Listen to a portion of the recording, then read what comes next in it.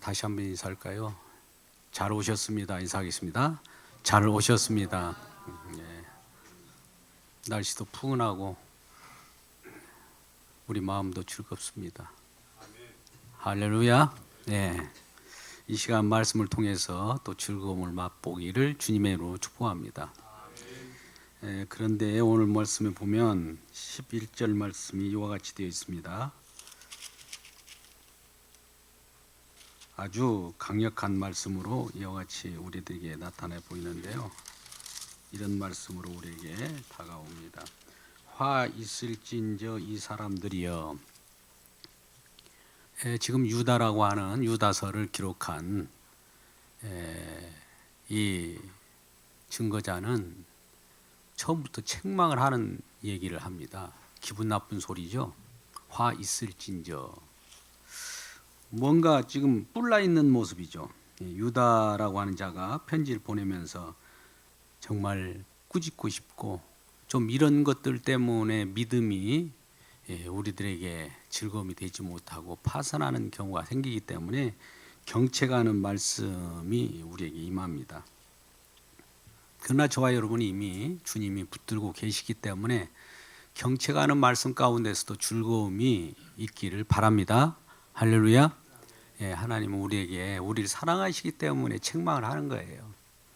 부모님이 자식을 책망하는 것도 사랑하는 일환으로 책망하는 것이지 미워하기 때문에 그런 건 절대 아닙니다.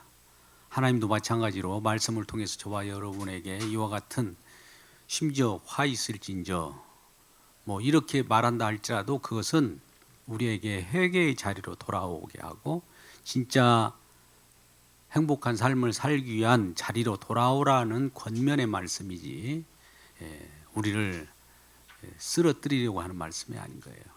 왜 그럴까요? 그러면 이 지금 편지를 받아 읽고 있는 수신자들은 어떤 상태에 있기 때문에 그럴까요? 믿음에서 파산하고 제갈 길을 갖고 하나님의 말씀을 업신여기며 자기 세귑거리로 말씀마저도 짓밟고 있기 때문에 이러한 것을 꾸짖어 주어야 바른 길로 와서 하나님을 쫓아가는 삶을 통해서 기쁨을 누릴 수 있는 겁니다. 오늘 유다서라고 하니까 우리는 유다 하면은 생각나는 게 가룟 유다를 생각하게 되는데 그 가룟 유다가 아닙니다. 뭐 가룟이라고 하는 지명입니다만 가룟 유다가 아니라 오늘 유다서는 전체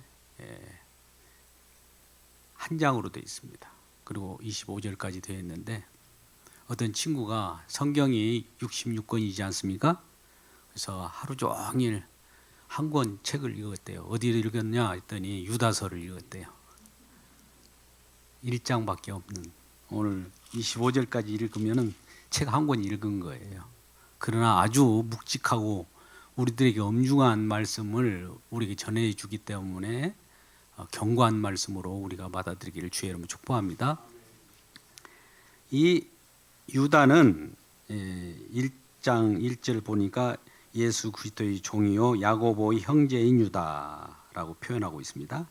야고보의 형제인 유다. 야고보도 또 누구의 형제를 가지고 있냐면 예수님의 형제예요. 예수님이 우리가 예수님을 부각하기 때문에 형제들에 대해서는 우리가 관심을 갖지 않았지만 사실은 형제들이 있습니다. 예수님의 형제들이 야고보도 있고 야고보의 그 막내 유다가 있어요. 유다가 오늘 편지를 각 믿음을 파산한 자들, 믿음에서 떨어진 자들, 또 믿음을 잘못 알고 자기 세귑거리로 여기고 자기 방탕한 삶을 위한 수단으로 여기는 자들에게 경책하는 말씀입니다. 그렇기 때문에 오늘 본문한 말씀에 있어서는 우리 오늘날 예수 그리스도를 믿고 구주로 영접한 저와 여러분이 우리의 삶의 목적이 무엇이며 미션을 제대로 알지 못하면 정말 오늘과 같은 오늘 말씀을 유다서가 말하는 그 내용 속에 들어있는 화 있을진저 라고 하는 그들에 속할 수가 있어요. 거기에 속하는 자들이 대부분일 것이고 또 그렇다고 해서 그 속에 속한다고 해서 영혼이 멸망하는 것은 아닙니다. 회개하고 돌아오면 하나님 기뻐 받아주시기 때문에 그러한 가운데 있을 때 우리가 우리 자신을 발견하시길 바라고요. 사실은 그렇습니다. 오늘 본문의 말씀에 있어서는 이런 내용이에요. 이 편지를 쓰는 이유, 목적이 있을 거 아니겠어요. 우리가 누구한테 어떤 편지를 쓰려고 하면은 목적을 갖고 그 편지를 쓰게 되는데 그 편지 쓰는 목적이 3절, 4절에 나와 있습니다. 제가 읽어보겠습니다. 사랑하는 자들아, 우리가 일반으로 받은 구원에 관하여 내가 너에게 편지하려는 생각이 간절하던 차에 성도에게 단번에 주신 믿음의 도를 위하여 힘써 싸우라는 편지로 너희를 권하여야 할 필요를 느꼈노니. 자, 오늘 본문의 말씀 보면 키워드가 있어요. 구원에 대하여, 구원에 관하여, 그리고 우리 성도들에게 단번에 주신 믿음의 도를 위하여 힘써 싸우라 라는 편지. 싸우라, 믿음의 도를 위하여 힘써 싸우라는 그러한 내용의 편지를 쓰고 싶었다는 겁니다. 우리는 한 번 구원받았죠. 믿음의 기쁨을 누리고 살지 않습니까? 그러면 구원받은 저와 여러분이 이제 구원받았으니까 우리는 싸울 필요가 없다, 이런 생각을 갖는 경우가 있지 않습니까? 우리는 승리했기 때문에 이제 싸울 이유가 없다, 다 승리했는데 무슨 싸움이 있느냐, 이런 생각을 갖고 있을 수 있어요. 근데요 여러분, 우리는 하나님께서 승리의 싸움을 싸우라고 합니다. 이미 승리를 해 주시고 나서 그 승리의 싸움을 싸우라고 그래요. 그러면 무엇이 승리를 못했기 때문에 싸우라는 것이 아니라 어떻게 승리하셨는가를 이 땅에 살아가는 동안에, 누가 승리를 하게 하셨는가를 이 땅에 살아가는 동안에, 누구를 위하여 승리하였는가를 이 땅에 살아가는 동안에 고백하고 감사하고 살아가라고 하는 거예요. 우리 주님이 이미 저와 여러분에게 긍휼을 베푸시고 은혜의 언약으로 이미 하나님의 품 안으로 예비하셨고 약속하셨습니다. 이미 승리한 거죠. 그러한 삶을 이 땅에 살아주라는 거예요. 살아가면서 이 모든 것은 우리 주님을 위하여 이 땅이 조성되었고, 주님께서 주님을 위하여 우리를 뽑아 세웠고 부르셨고 우리를 긍휼을 베푸시사 우리에게 사랑을 베푸셨구나, 이 모든 것은 초점이 주님을 향하게 하시는구나를 알아야 되는데, 오늘 본문의 말씀처럼 주님은 우리를 위하고, 주님은 우리의 구원을 위하고, 주님은 우리를 창조했기 때문에 우리를 책임져 줘야 되고, 주님은 우리를 봉사해 줘야 되고, 주님은 우리를 위하여 존재해야 된다라고 하는 무리들이 생기게 되는 거예요. 오늘날 구원파입니다. 예수 그리스도를 믿고 의인됐으니까 이제 주님 고생하셨습니다. 이제 간섭하지 마십시오. 우리는 우리 나름대로 우리가 마음대로 살겠습니다. 죄를 지어도 주님께서 이미 죄를 다 사해 줬고 만족하게 하셨으니까 이제 주님은 필요 없습니다. 이런 삶을 갖게 되는 거예요.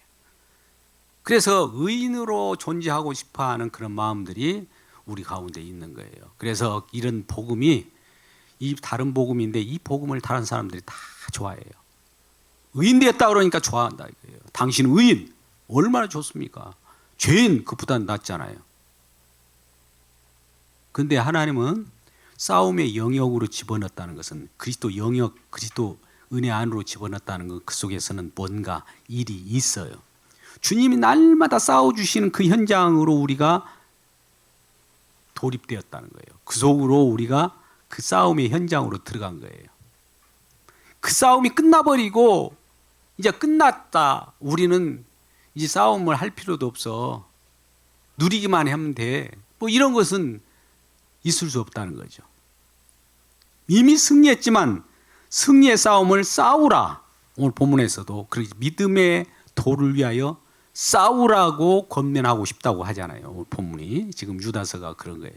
유다가 지금 권면하고 싶은 말이 형제들이여 구원받았다고 당신은 의인이라고 이렇게 생각하고 방탕한 삶을 살고 그러지 마십시오라고 하는 권면이에요. 이미 구원받은 사람은 구원받은 사람이 왜 구원받았는가를 알게 하기 위하여 예수 그리스도 영적 싸움 속에 집어넣습니다.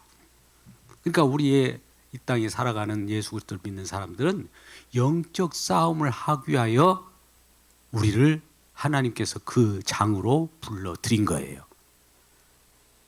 그러니 지금부터는 영적 싸움을 해야 되니까 날마다 주님께서 어떻게 우리를 향하여 또 우리를 위하여 또 우리 주님을 위하여 어떤 일을 하시는가 날마다 생각하면서 그분을 생각해 나가면서 살아가는 것이 우리의 삶이라는 겁니다. 자, 그러면 오늘 본문의 말씀을 지금 들어가기 전에 이렇게 긴 이유는 우리는 우리를 위하여 하나님이 존재한다고 생각하는 거, 이거 구원파입니다. 주님을 위하여 우리가 존재한다고 하는 것이 진정한 신앙이에요. 할렐루야. 근데 대부분 너 좋으라고, 너 구원받으라고 하나님이 너를 위하여 있는 거야, 이렇게 많은 사람들에게 희망을 주는 건 좋지만 궁극적으로는 주님을 위하여 저와 여러분이 뽑혀 나온 거예요.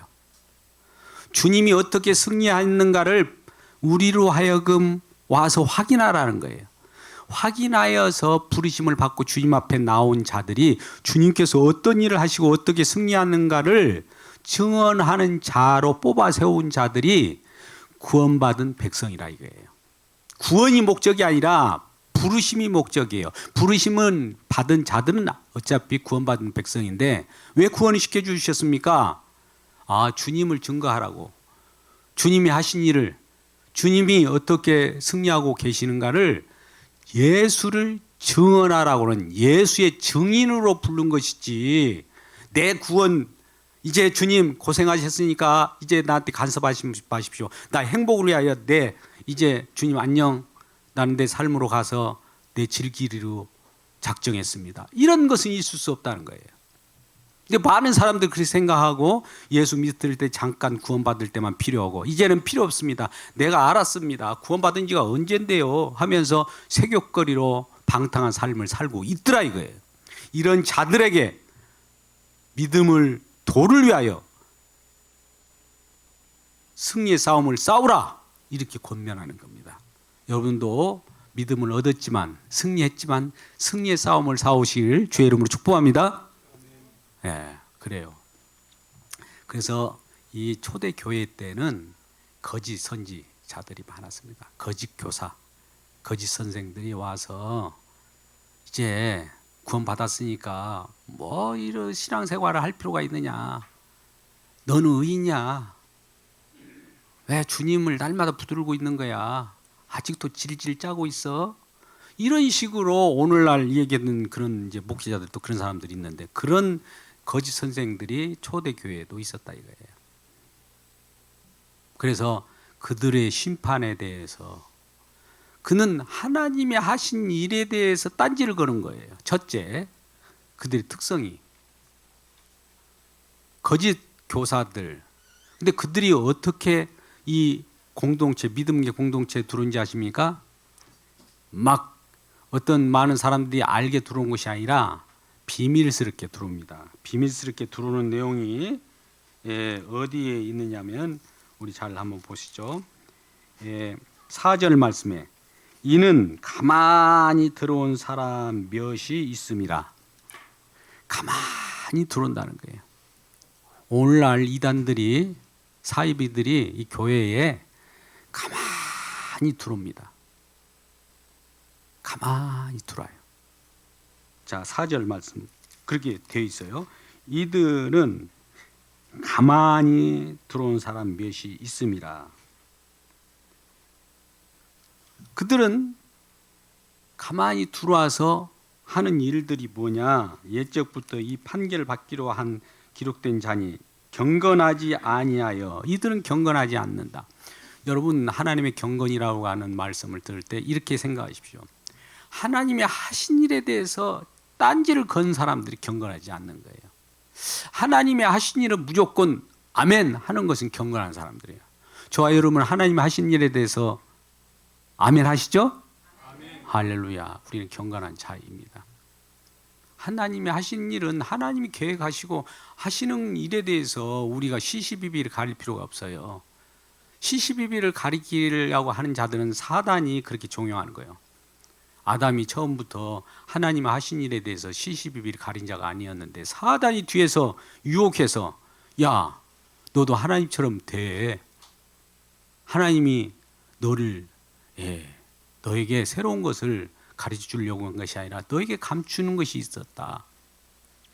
이 동산의 실과를 다 허락했지만 우리에게 하나님은 허락했는데도 불구하고 다 그것을 허락하지는 않았다라고 하면서 우리들에게 어떤 시기심을 유발하고 그러는 거예요.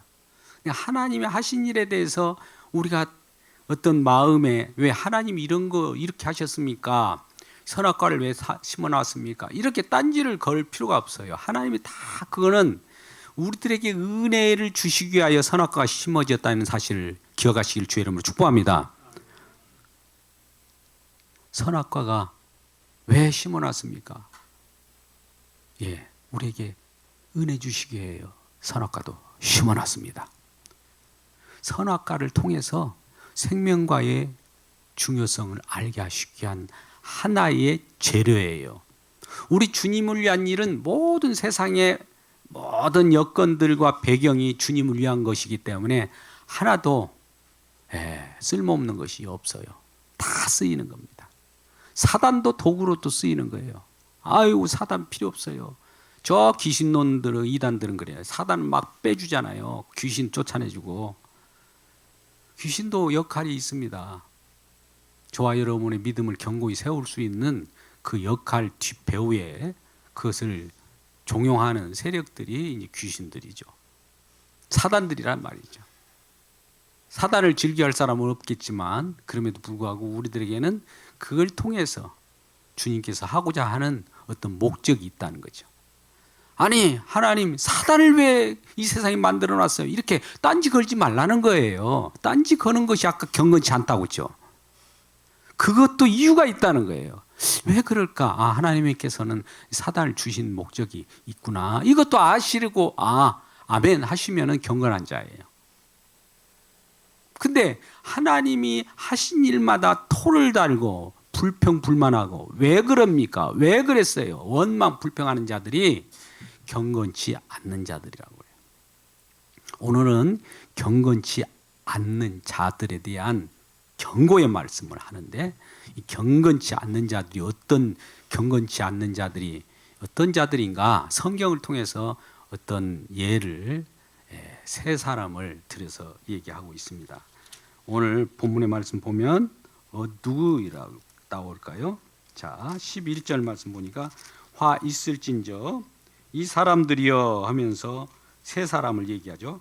가인의 길에 행하였으며 싹을 위하여 발람의 어그러진 길로 가고 몰려갔으며 고라의 폐역을 따라 멸망을 받았도다. 지금 세 사람이 나옵니다. 경건치 않는 자. 하나님의 일에 대해서 토를 다는 자들이에요. 가인은 최초의 살인자입니다. 가인이 동생 아벨을 쳐 죽였어요. 들에서. 왜?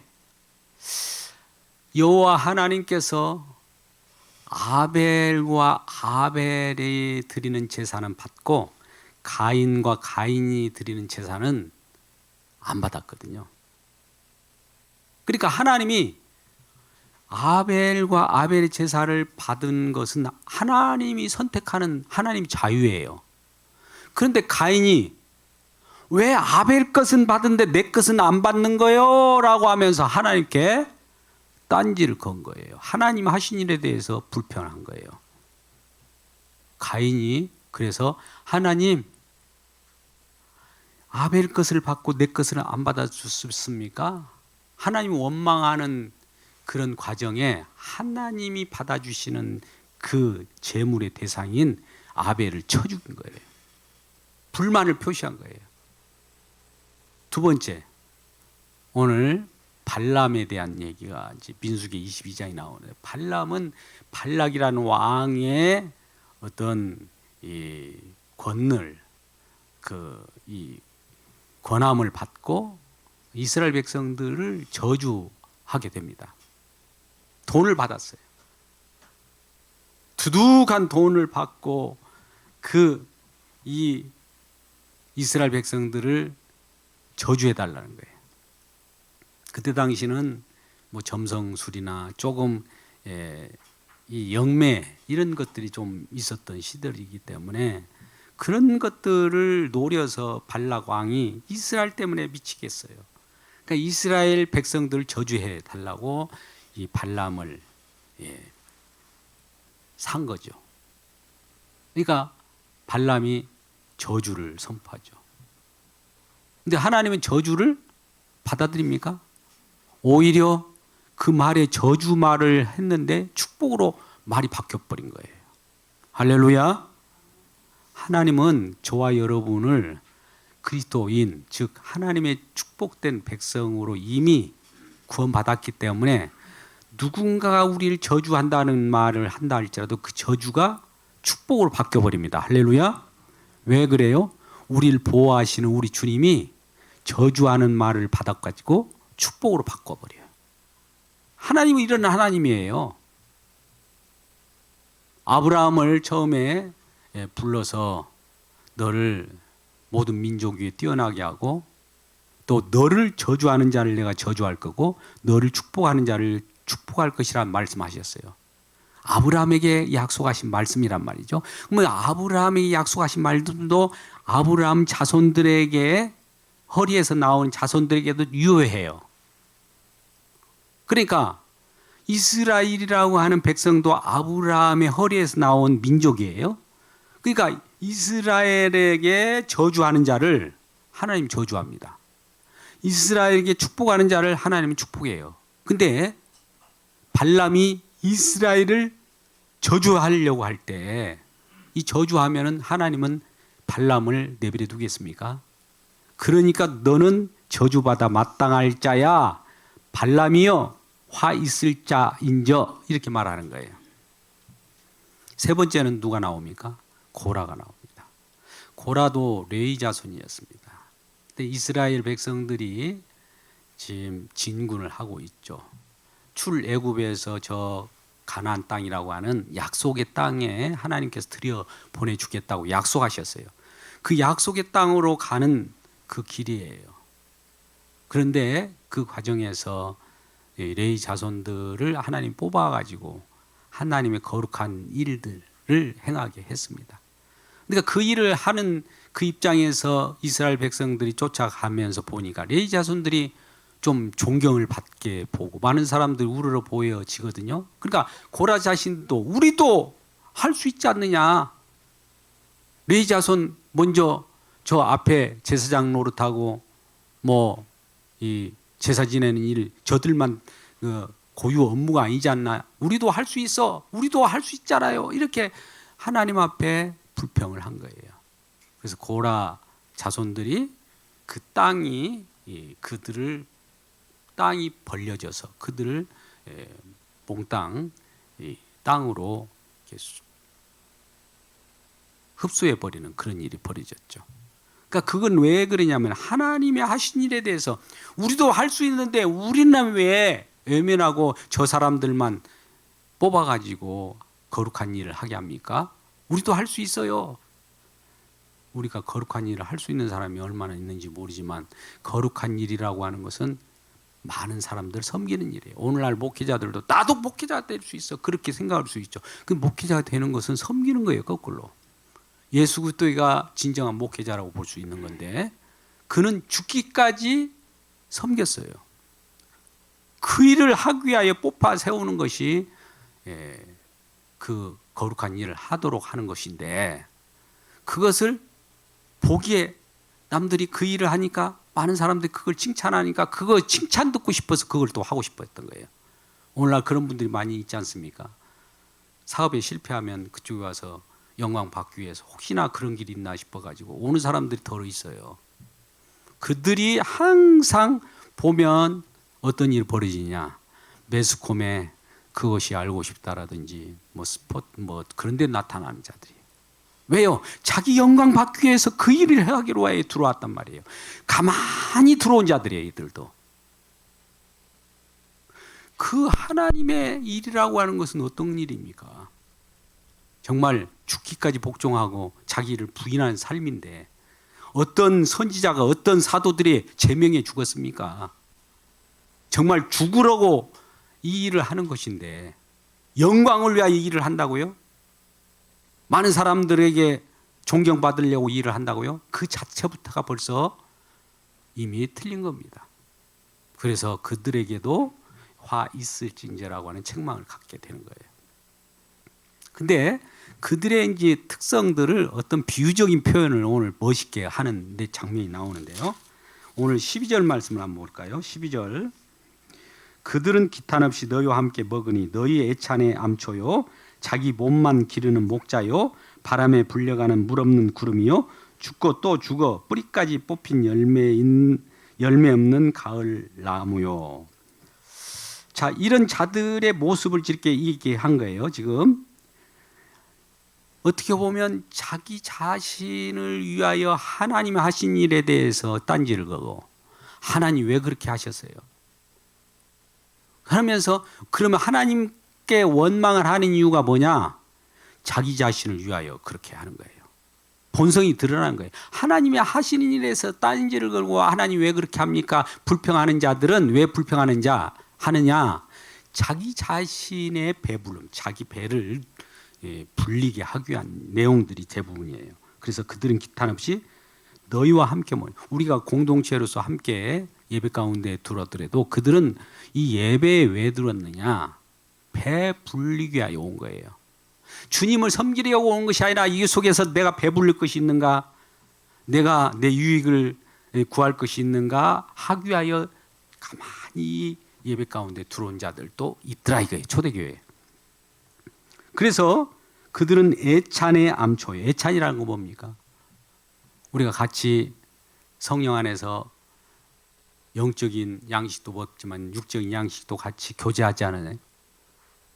초대교회도 마찬가지예요. 서로 모이기를 힘쓰고 서로 먹고 마시면서 하나님이 주시는 은혜에 감사했어요. 그러니까 애찬이라고 하는 것도 하나님 주시는 이 식탁이라 할지라도 주님의 살과 피로 여기고 먹는 거예요. 저와 여러분들의 식탁 기도를 어떻게 합니까? 주님 감사합니다. 먹게 해주셔서. 이게 간단하게도 좋지만 주님의 살과 피로 여기고 생명의 양식으로 알고 먹겠습니다. 라고 하면서 간단히 기도하고 먹는 게 좋아요. 근데 이들은 주님의 살과 피, 주님에 대한 생각할 필요가 없이 내 배불리려고 지금 와서 들어온 거예요. 그래서 자기 몸만 기르는 목자, 자기 몸만 기르는 목자요. 바람에 불려가는 물 없는 구름이요.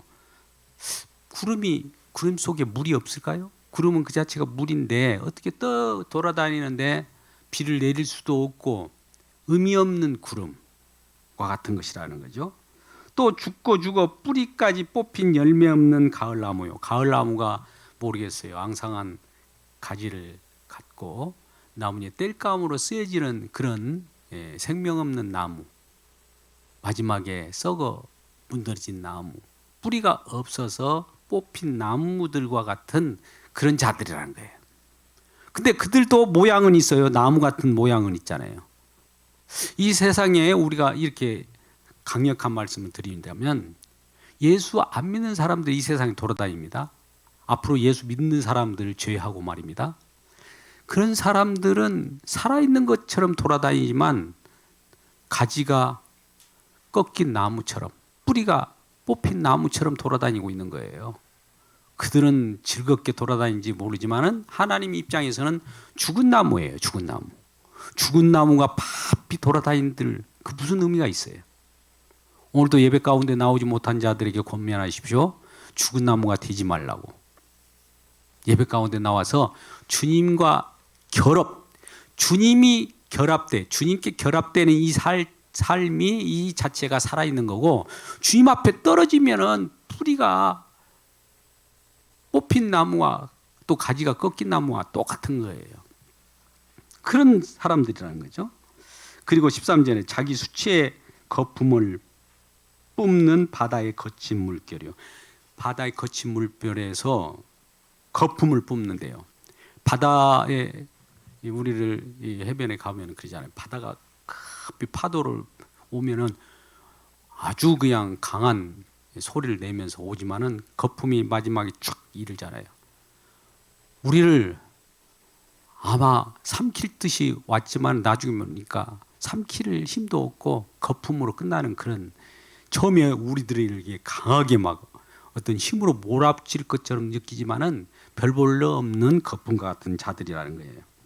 영혼이 예비된 캄캄한 흑암으로 들어갈 유리하는 별들이라. 캄캄한 별들 속에 유리하는 별들, 혜성과 같이 갑자기 반짝하다가 없어져 버려요. 어둠 속으로 금방 혜성이 별똥별이 막 지났는데 어디로 갔는가 봤더니 어둠 속으로 어디론가 사라져 버렸어요. 뭔가 있는 것 같은데 아무것도 없는 자들, 그런 자들이 교회에 가만히 들어와서 이단 또 구원파 이런 것을 강조하고 있더라 이거죠. 이런 내용, 이런 모습으로 나타났는데 이것은 이 근간에 지금 초대교회의 유다서를 쓰는 이 유다의 그 시대만 있었던 것이 아니라 오래전에 창세기에 나오는 그 시대, 에녹 시대부터 그런 일들을 몇 번이나 경고하고 예언했다 이거예요. 경건하지 않는 자들이 앞으로 장차 어떻게 될 것인가를 에녹이 예언했어요. 에녹은 아담의 7세 손 에녹이에요. 에녹이 아들을 낳고 아들의 이름을 뭐라고 그랬다고요? 무두셀라. 무두셀라가 모든 인류 중에 가장 오랜 수명을 가진 자예요. 몇 세에 했다고요? 969세까지. 1000년을 못 넘었어요. 969세 무두셀라를 낳고 무두셀라가 죽으면 이 세상은 심판이다 라고 했어요. 무두셀라라고 하는 아들 낳을 때는, 그때는 아들 낳아도 아들이 낳은데 어떤 하나님의 계시의 메시지가 들어가 있는 거예요. 에녹이 아들 낳는 그 자체가 계시가 지금 임한 거예요. 이 무두셀라가 죽는 순간에 이 세상은 심판입니다 이거예요. 무두셀라가 죽을 때가 이제 노아의 홍수가 일어날 때거든요. 노아가 600세 되던 때에 홍수로 심판이 임하는 날이었어요. 이것을 에녹이 미리 예언하고 경건하지 않는 자들이 심판받는다. 경건하지 않는 자들이 그 누구였었어요? 그때 먹고 마시며 시집가고 장가가고 이 떼약볕에 무슨 배를 짓느냐, 저 구원의 방주를 짓는 저 노아는 미친 사람이야 라고 하면서 그들이 즐기고 세상 낙에 취해버린 거예요. 그들에게 경고를 했는데 말을 듣지 않는 거예요. 이제 심판이 임하였잖아요. 심판에서 구원받은 자가 몇 명입니까? 8명밖에 안 되잖아요. 노아 가족밖에 구원받은 사람이 있었습니까? 다 멸망했다는 그런 모습을 보여준 거예요. 경건하지 않는 자. 하나님께서 분명히 심판이다 하면 심판을 농담으로 여긴 거예요. 하나님의 말씀을 우리가 아멘 해야 되는데 하나님 말씀마저도 농담으로 여긴 거예요. 오늘날 지금 하나님의 예언의 말씀, 하나님의 약속의 말씀이 지금 이 약속의 말씀, 계시의 말씀으로 정해져 있고 우리에게 들려주는데 이 말씀을 농담으로 여기기 때문에 예수를 안 믿는 거예요. 이것이 진짜라고 아멘으로 믿는다면 지금 예배 드린 사람들이 엄청 몰려와야 되고 그런가 하여 주님 앞에 무릎을 꿇고 와야 될 거 아닙니까? 아무리 이걸 전한다고 해도 농담으로 여긴단 말이죠. 그것만이 있느냐 이게죠. 성경 그거 우리는 성경 그것만 있어요 하면서 이 계시의 말씀을 농담으로 여기는 무리들이 있어요. 그들은 앞으로 심판이 임하게 되는 거예요. 왜? 하나님 말씀을 농담으로 여기고 아멘으로 받아들이지 않기 때문에 불경건한 자들인 거예요. 이거에 대해서는 우리가 이제 베드로 후서 3장 7절 말씀과 같이 경건하지 않는 자의 마지막은 불심판이 임한다. 불심판으로 경건하지 않는 자들이 불심판과 함께 멸망하게 하기 위하여 이 세상은 잠깐 보존하고 있다는 거예요. 그들이 이제 마지막에 불심판으로 죽게 되는데 함께 멸망하게 된다는 겁니다.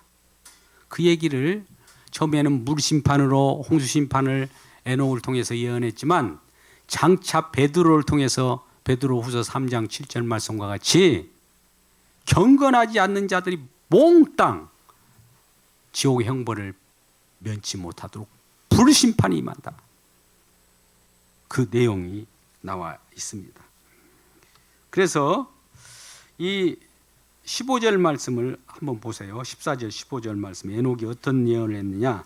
아담의 7세돈 에녹이 이 사람들에 대하여 예언하여 이르되 보라 주께서 수많은 거룩한 자와 함께 임하셨나니 15절 말씀을 한번 깊숙이 한번 생각해 보세요.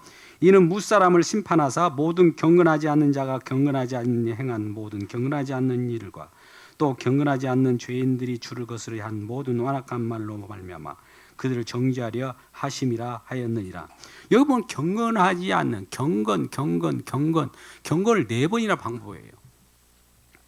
경건하지 않는 자들이 경건하지 않게 행한 경건하지 않는 일, 또 경건하지 않는 죄인들이 주를 거스려. 주를 거스린다는 것은 주님이 하신 일에 대해서 딴지를 거는 거예요. 하나님 하신 일에 대해 왜 이렇쿵 저렇쿵 하고 그런 자들이죠. 그렇게 하면서 하나님이 하신 일에 대해서 불평 불만하는 것을 모든 완악한 말로 하나님을 원망했죠. 그 완악한 말을 하나님이 정죄하는 거예요. 그러하기 위하여 경건하지 않는 자들을 심판하기 위하여 이 세상에는 아직도 잠깐 존재하고 있다는 겁니다. 그러면 이들의 특징이 뭘까? 경건하지 않는 자들의 특징이 뭘까요? 그 마지막 절 16절 말씀입니다. 16절 말씀을 함께 읽을까요? 시작. 이 사람들은 원망하는 자며 불만을 토하는 자며 그 정욕대로 행하는 자라. 그 입으로 자랑하는 말을 하며 이익을 위하여 아첨하느니라. 자, 보세요. 몇 가지 나오는데요. 원망하는 자. 원망은 그냥 세상에 대해서 원망하는 것이 아니라 하나님에 대해서는 원망인 거예요. 또 혹이나 이런 것도 원망일 수 있어요. 우리 지금 여건에 대해서 우리는 원망스러운 이 여건, 나는 왜 고통스러운 이런 여건에 살아가지? 이 원망하는 것도 우리 주님을 원망하는 것으로 보일 수 있는 거예요. 왜 그러냐면 하나님 그 여건을 통해서 하나님을 영화롭게 하고 하나님께 감사할 여건을 찾으라고 그걸 준 건데 우리는 우리가 불편하기 때문에 하나님을 원망할 수가 있어요. 그것도 우리가 주의하셔야 됩니다. 원망하는 것 중요해요. 불만을 토로하는 것. 하나님 하신 일에 불만을 토로하는 거예요. 그리고 우리의 정욕대로. 왜 하나님이 하신 일에 불만을 하느냐면 내 욕심대로 내 욕구대로 안 해준다는 것 때문에 그래요. 그러니까 우리 저와 여러분은 본성상 우리 욕구대로 해주기를 바라는 것이 우리 속에 들어있어요. 왜? 아담의 범죄로 말미암아 우리 죄가 들어와서 이 죄가 욕구하는 것이 뭐냐면은 너를 위하여 살아라는 거예요. 너를 위하여. 구원도 너를 위하여 구원받아 이놈아. 이렇게 사단이 우리를 종용한 거예요. 근데 우리는 아니야. 우리 주님을 위하여 구원이다 이놈아. 그렇게 해야 돼요. 근데 오늘날 복음을 잘 보세요. 간단합니다. 영분별은. 나를 위한 구원이나 주님을 위한 구원이냐. 이것이 판가름입니다. 이 지금 초대교회 여기에 유다가 그 경고하는 말은 자기들을 위한 구원을 가지고 짝짝꿍하고 자기들의 구원도 자기 것이요 또 그들을 정욕거리로 그들을 누리는 것도 자기들을 위하여 누리려고 하는 이 자들이 하나님과 무슨 관계가 있어요? 하나님이 이들을 창조하고 구원하는 목적에 위배되잖아요. 주님을 위하여 구원해 놨는데 이놈들은 자기들을 위하여 자기들 배만 불리려고 한단 말이죠. 이런 자들을 하나님이 생산하지 않았단 말이에요. 이들을 구원하지도 않았어요. 사실은 그들은 구원받은 것이 아니라 최면에 걸린 겁니다. 오늘날 구원파가 최면에 걸린 거예요. 영지주의 최면에 걸린 거예요. 워치만 리 계열 조심하십시오. 오늘날 그런 데 가가지고 황홀한 그 하나님과 접신, 신일 합일 사상, 이게 다 이단이에요. 이단이 뭡니까? 자기 만족을 위하여 하나님을 쫓아가는 것이 이단이란 말이에요. 간단하게 말하면. 근데 우리는 주님께서 저와 여러분을 부르셔요. 부르시면 왜 불렀어요? 그랬더니 주님께서 내가 할 일을 너희들이 보고 똑똑히 보고 증언하라. 땅 끝까지 증거해. 이것이 구원받은 백성이라 이거예요. 근데 우리는 잘못 알고 우리 구원받으려고 아니 어떻게 하면 구원받지? 이런 것은 다른 종교도 다 있어요. 다른 나라에서는 그 구원이 천국 가려고 하는 것이 아니라 극락 간다고 하고 어디 좋은 파라다이스 간다고 하고 어디 좋은 길 간다고 하는 거 아니겠습니까? 내용은 똑같은 거예요. 그것. 자기를 위한 욕심을 만족시켜주는 구원은 없다. 주님을 위한 구원이다. 그러면 우리는 손해받은 것처럼 주님 우리를 위하여 구원해 주지 않고 주님을 위하여 구원해 주면 주님은 욕심쟁이네요. 이렇게 딴지 걸지 말라는 거예요. 분명히 우리는 창조도 하나님을 위하여 창조했고 구원도 주님을 위하여 우리를 구원했다고 그토록 얘기하는데도 이 유다서에 있는 이 수신자들은 아직도 자기를 위하여 구원해야 돼. 자기 만족을 위하여, 자기 배불름을 위하여 구원해내야 된다는 그런 하나님 믿었던 거예요. 근데 사실 그 하나님은 가짜였다는 것이 판명되고 그들이 증거하는 거짓 증거, 거짓 선생들의 증거를 경계하라. 믿음의 도를 위하여 싸우라 라고 하는 말씀을 합니다. 오늘 또 이러한 마음 가운데 우리 진정으로 우리가 우리 사이사욕을 위하여 살지 말고 주님을 위하여 뽑혀나온 구원받은 백성임을 알고 주님을 영화롭게 하면서 하나님의 책망을 듣는다 할지라도 설령 화 있을진저라고 하는 책망을 듣는다 할지라도 회개하고 주님 내가 이전에는 내 욕심대로 살려고 또 내 욕심대로 주님을 믿은 것 같고 내 구원을 위하여 주님을 믿은 것 같은데 주님 이것을 주님을 위한 구원을 바꿔주십시오 라고 회개하고 나올 때 하나님 기뻐하시고 하나님께 영광 받으신 놀라운 은혜를 우리에게 주실 것을 믿습니다. 할렐루야. 기도하겠습니다. 아버지 하나님, 마지막 시대가 접어든 것 같습니다. 이제는 우리 주님께서 불러주시는 구원의 백성들이 수요가 다 찼기 때문에 하나님이 하신 일을 증언하라고 부르신 수요가 이제 막바지에 접어드는 것 같습니다. 거짓 이단과 거짓 선생들이 판을 치고 가만히 교회에 들어와 유혹하고 세상 물결과 또 흉흉한 그런 세상의 이익을 취하며 아첨하는 자들이 많아졌습니다. 그런 자들이 곧바로 불경건한 자로 경건치 않는 그 일 때문에 멸망받는다는 사실을 경고하고 있습니다.